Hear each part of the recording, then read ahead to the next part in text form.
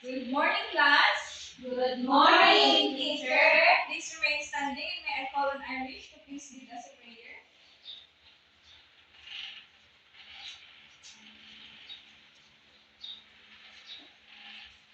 Angel of God, my guardian dear, to whom dost thou continue. Ever this day, be at my side, to light and guide, rule and guide. Amen. Thank you, Irish. Before you take your seat, kindly pick up the desks under your chairs and align your chairs. So now, can you look to your left? Look to your right. Is there any absent for today, class? None, teacher. I'm glad that there is no absent for today. So in our classroom, I have rules for you to follow. The first one is, what is this? Listen carefully. Yes, listen carefully if I am talking here in front. How about this one?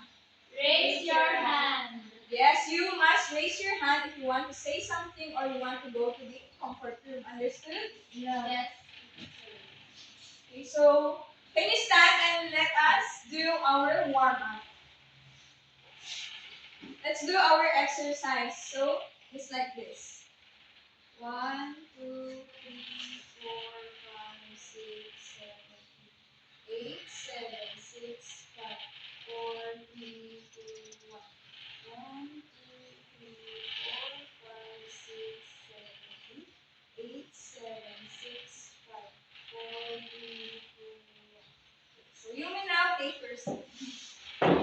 So now, class, I prepared an activity called Muscle Challenge Station. So what you're going to do is you are going to do 10 jumping jacks and 10 seconds plank hold and then 5 times chair lifts. Do you know what is chair lifts, class? No, teacher. Yes. So can you stand and do the jumping jacks 10 times? Okay, so 1, 2, 3, 4, 5, 6, 7, 8, 9, 10. Okay, how about the plank hold? Do you know what is plank hold? Yes. Okay, so let's do the plank. 10 seconds. Teacher, wala po kami tugon. 1, 2, 3, 4, 5, 6, 7, 9. How about the chair lifts? No, teacher. Just do like this. 1, 2, 3, 4, 5. Just like that. Teacher, pwede gawa kami? Yes, pwede naman. 1, 2, 3, 4, 5. Okay, you may need to take your seat. So what have you noticed from this activity that we did? It's an exercise. Yes, exercise. What else? Nothing else. Nothing else? Yes. Mabuild your muscles, teacher. Yes, mabuild ang ating muscles. So, based from your answers, what is ano kaya ang magiging topic natin ngayong araw? Muscle. Yes, Desiree? Exercises, teacher. Yes, very good. What else, Calvin? Basic exercise of the muscles. Yes, that's right. All your answers are correct. Our topic for today is all about muscular strength. Can you read it, class? Muscular strength. Okay, so when you hear the word muscular strength, what comes into your mind? Yes, Irish. When you hear the word muscular strength, what comes into your mind? Teacher, we use our muscles. Yes. What else, Joyce? It's a hard exercise. Yes. So when we say muscular strength, but before that, class, I'm going to present first our goal for today. So can you read it, class? No, this one, class, the letter A. Identify the component of physical fitness, which is muscular strength. Appreciate the importance of muscular strength and perform the appropriate fitness tests in muscular strength. Yes, thank you. So you can identify the components of physical fitness, the muscular strength, and you will, so at the end of our lesson, you will appreciate the importance of muscular strength, and you will perform the appropriate fitness test in muscular strength. So when we say muscular strength, can you read all together? Muscular strength is how strong your muscles are and how much you can lift or push. It helps you do things like carry your backpack, climb stairs, or lift heavy objects. Yes, so when we say muscular strength, it is how strong your muscles and how much you can lift or push. It helps you do things like carry your backpacks, climb stairs, or lift heavy objects. So I have three exercises that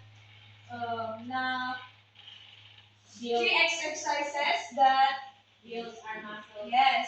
So the first one is push-ups. Do you know what is push-ups? Yes, teacher. Yes. So can you read the definition of push-ups? It is where you push your body up. It's extra force. Sometimes Can you read again? 1, 2, 3, go. it is where you push your body up extra force. Sometimes lifting your hands off the ground. It helps make your arms, chest, and shoulders stronger. So can you stand and let us do the push-ups? Only 3 times, class. Stand. Teacher, how do you go? Okay, I'm going to do it first. So 1, 2, 3. Okay. 1, 2, 3, go. 1, 2, 3. Okay, Irish, you can do it on your own. Teacher, I cannot do it. 1, 2, 3. Okay. So next, squats. Can you read what is squats? Where you bend your knees and lower your body like sitting in a chair, then stand back up.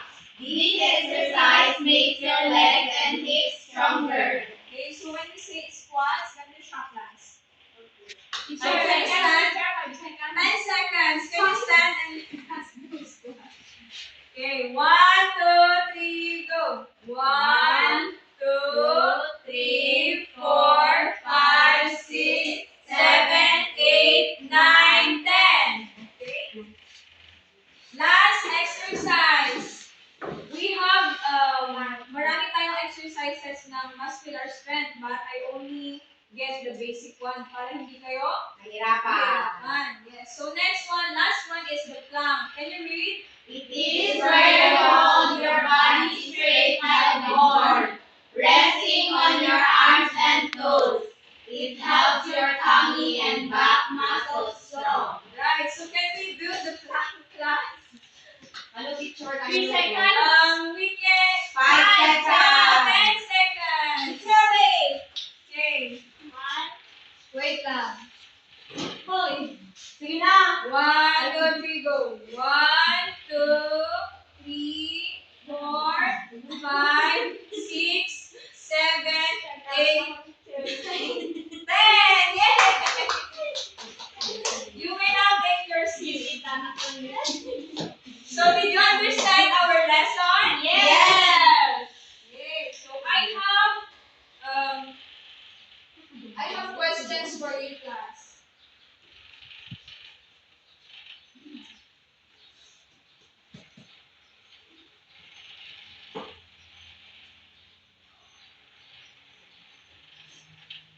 Do you need help, teacher?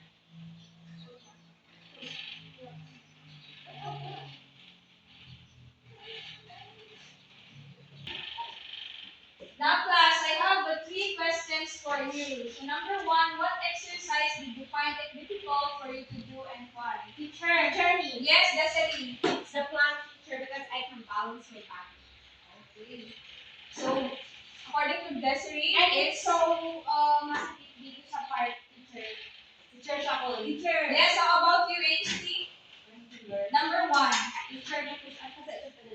Yes, teacher, the push up because we use our hand to so much. Teacher. So according to Ainsley and Irish, it's the push-ups wherein they are difficult to do. It's number 2. What exercise did you find it easy for you to do? Teacher, squat. Please raise your hand. Yes, Robin.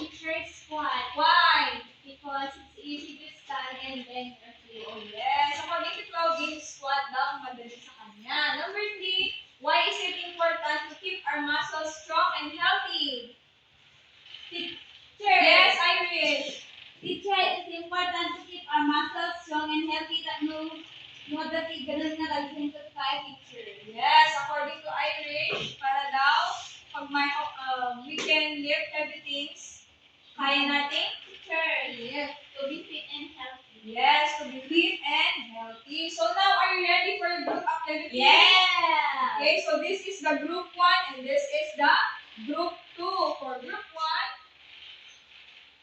you are going to do the push-ups 5 times. And for the group 2, you are going to do the plank in 15 seconds. But before that, here is our rubrics. So for your effort, I'm going to give you 4 if you are excellent and 3 if good, 2 if fair. And for your performance, I'm going to give you 4 kapag excellent and 2 kapag fair. And teamwork, ganun din class. So you may now go to your groups. You may now go to your groups.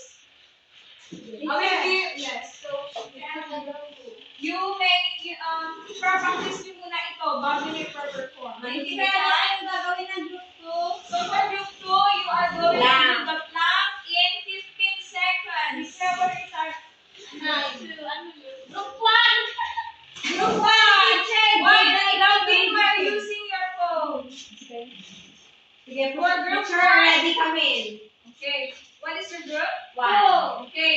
Group 1, you're going to do the push-ups 5 times. Yes. Kayo ang pagbilang. Group 1, dati This is the group 1, this is the group 2. Sige, 5 times na group 1 Kami na. muna. Group 1 One kami. kami. Okay, Okay, okay. Do the group 1, do the group 2, okay. Okay, group 1. You do the push-up 5 times. I mean 6 times. 5 times. Yes. Okay. Wait lang, mag-count na si teacher. 1, 2, 3, go!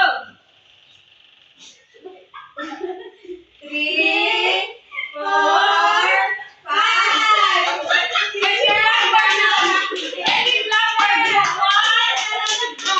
Yes, titignan natin sa ating scoring kapag So how about group 2? You are going to do the plank in 15 seconds. Where is your other group mates? Teacher, wait lang. Tema.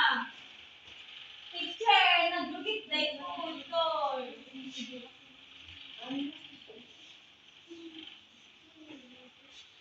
Okay, group 2. You are going to do the plank in 15 seconds. So, mag-prepare na kayo. Teacher, sige. 1, 2, Pema, what are you doing?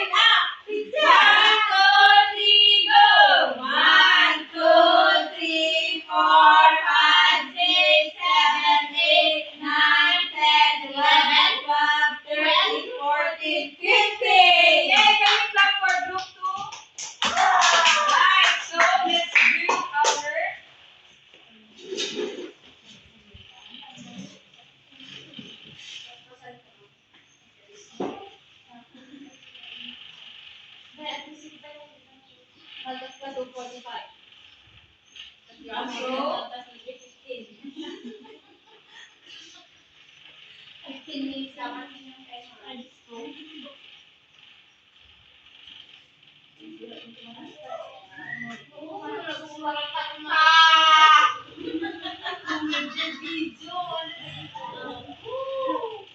Class, why are you so, demanding?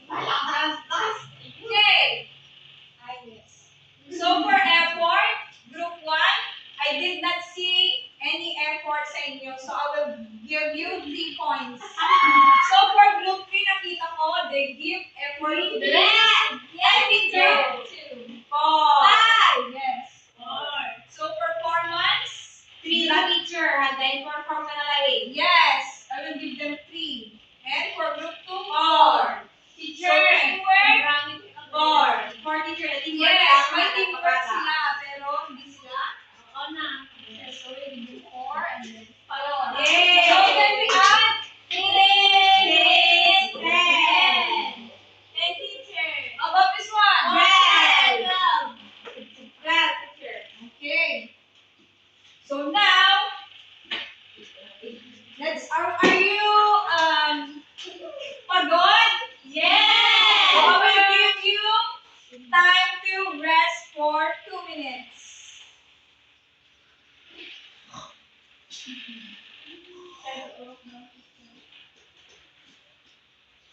Nagpasang teacher.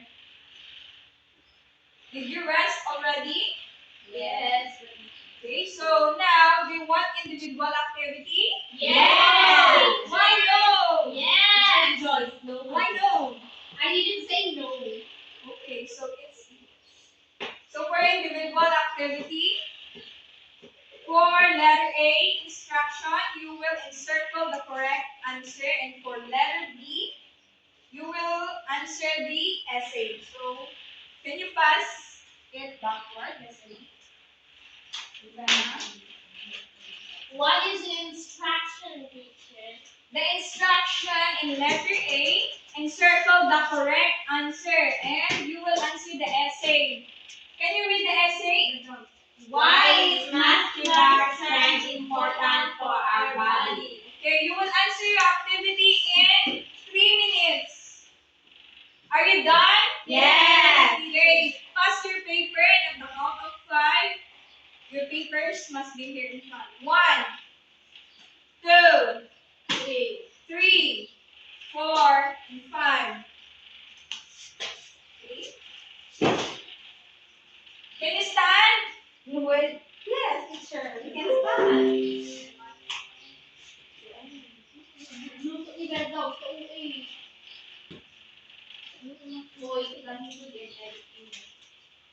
Okay, class. So, I'm glad that you participated in our lesson for today. So, goodbye, class.